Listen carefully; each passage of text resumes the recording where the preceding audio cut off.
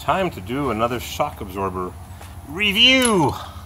Pulled off my Leaky left front Monroe shock absorber. The fellow that I spoke to at Monroe, in Monroe, Michigan, Tenneco Corporation, said the leading cause of shock failure is bottoming out.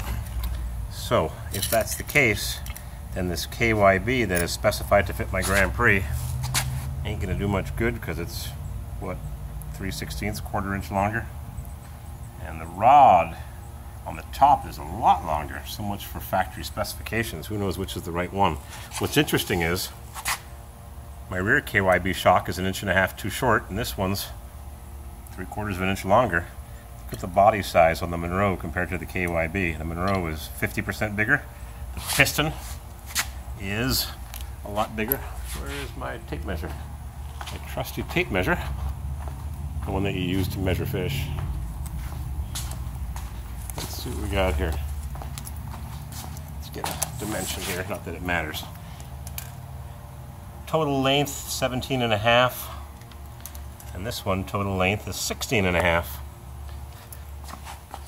The body is 1.5 inches on the KYB and almost 2 inches, 1 7/8 on the Monroe.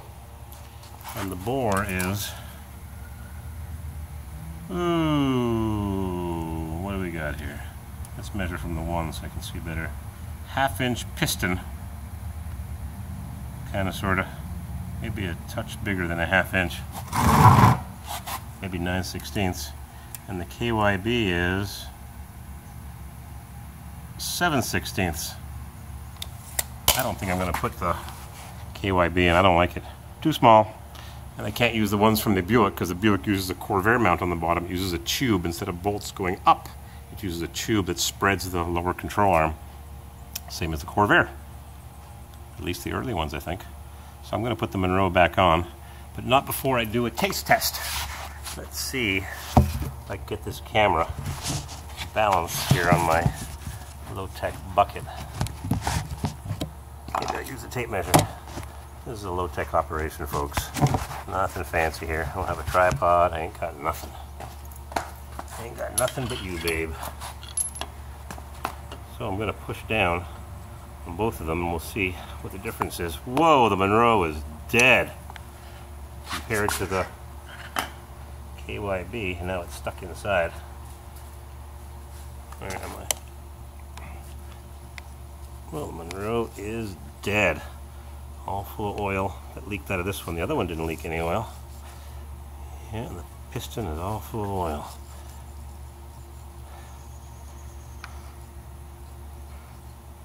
It's got a lot of resistance, but it's being extended.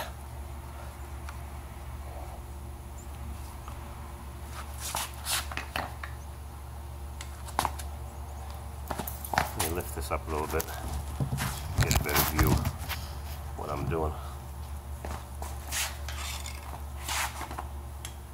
It's hard to put equal pressure on this, but well, KYB is somewhat stronger. But I'm not going to put it back on, or put it on. I'm going to put on the Monroe and live with it. It still works. I guess it won't be dead. It's only leaking a little bit of oil. There is quite a bit of oil in there relative to what it's leaked. And the KYBs will go back to Mr. KYB, and I'll have to research this myself, because based on the size of the cylinder and the size of the piston,